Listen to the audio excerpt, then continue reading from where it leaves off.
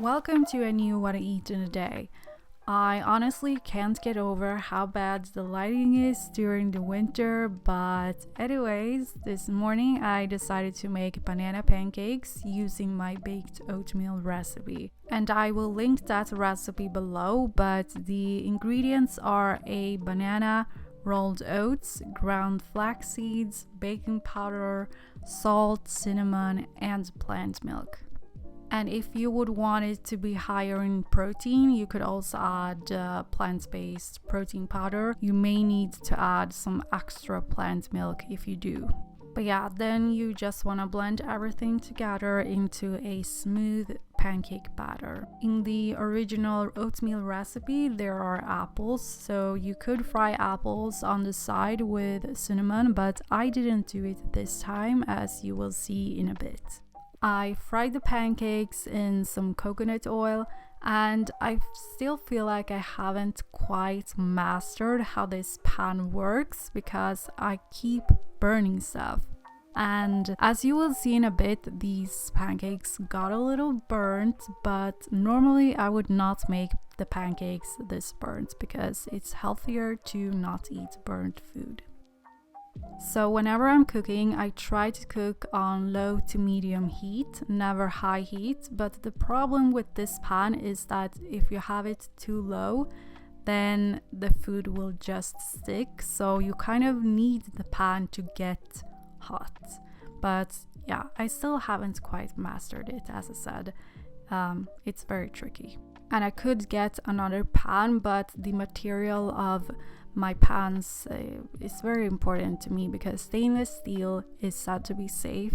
Ceramic pans are also said to be safe, but I've noticed that with a lot of ceramic pans, they have a non-stick coating, but the manufacturer doesn't really say what material it's made of. So yeah, I'm a little bit skeptical. And cast iron pans are also said to be good, but I don't know, I don't have one.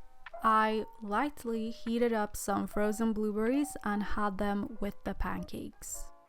I also sprinkled hemp seeds on top. I must say that this recipe worked very well to make pancakes with, and yeah, they were really good, so definitely try it.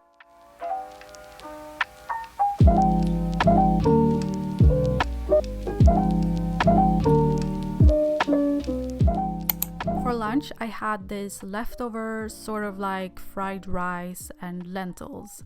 I cooked this in a previous video, so if you want to see how I made it, I will link that video in the description box and in the cards so you can check it out.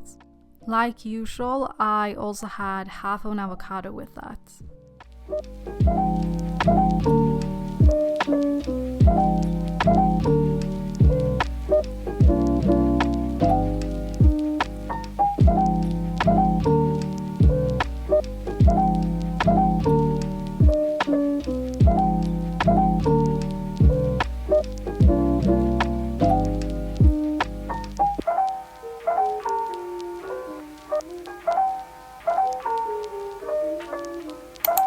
For my snack, I just wanted something simple, so I had buckwheat cakes with hummus, and I don't think you can get the exact ones I use outside of Sweden, but I did find some similar ones on Amazon, so I will link them below if I can find them again.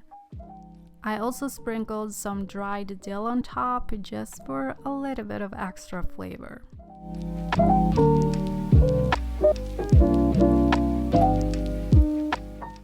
And then I had a banana. Dinner was interesting because in another video where I tried seitan, I said that I would like to try using it as fake beef in a fall stew. So that's exactly what I did. And that first clip is from the day after in daylight, obviously.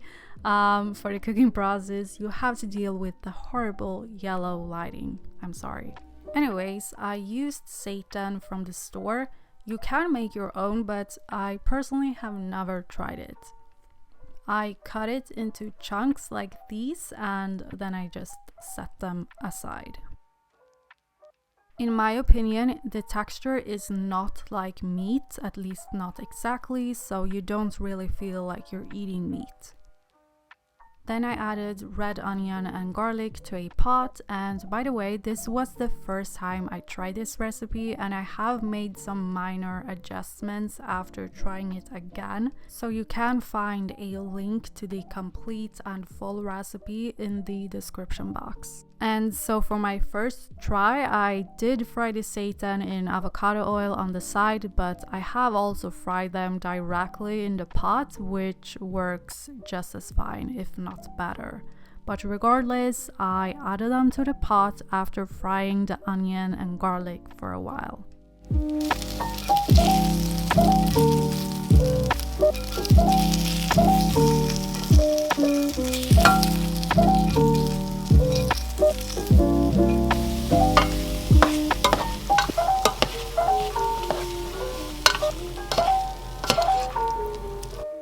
Then I prepared a chickpea flour paste that you want to use later to thicken the stew.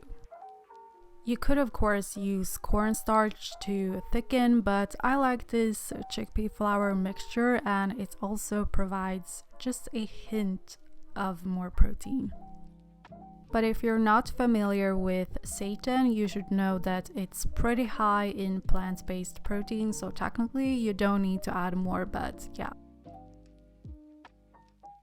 Then I added cubed potatoes and carrots to the pot, and I don't peel the potatoes because the potato skin has fiber.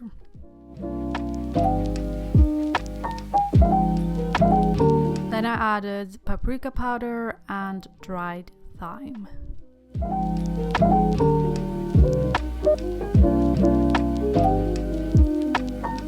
Then you just wanna incorporate that so everything gets covered in the spices. Then I added soy sauce, and I actually also added balsamic vinegar because I have added that to stews before, but in this one it just wasn't right. But as I said, you can see the changes I made in the actual recipe. And then I added the chickpea flour paste and stirred everything around.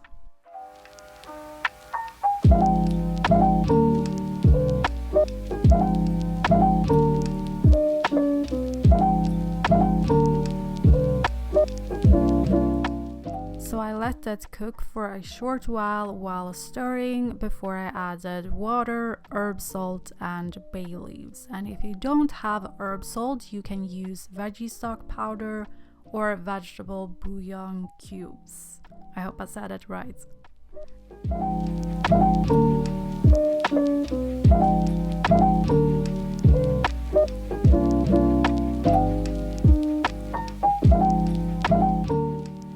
Let that cook covered for about 20 minutes until the potatoes were tender.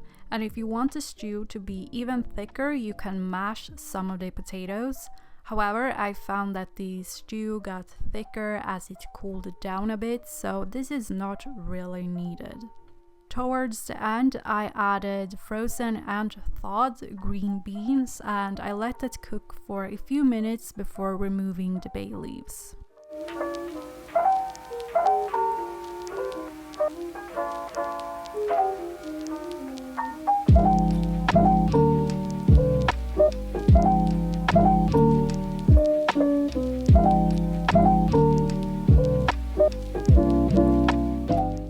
I have to say that this is such a comforting meal. I normally don't eat fake meats and such, but it was nice to try something new. And this seitan that I used did not contain any additives, just water, wheat gluten, oats, and spices. Unfortunately, I don't think you can get this exact seitan outside of Sweden, but if you're at your grocery store, then just look for a seitan without additives, or you could of course make your own. I know there are many recipes online, or you could use tofu probably. Anyways, with the stew, I had 2 buckwheat cakes with avocado and herb salt, and after dinner I had some frozen mango. And that's all I ate this day. I hope you got some meal inspiration, and if you did, please leave a like and don't forget to subscribe.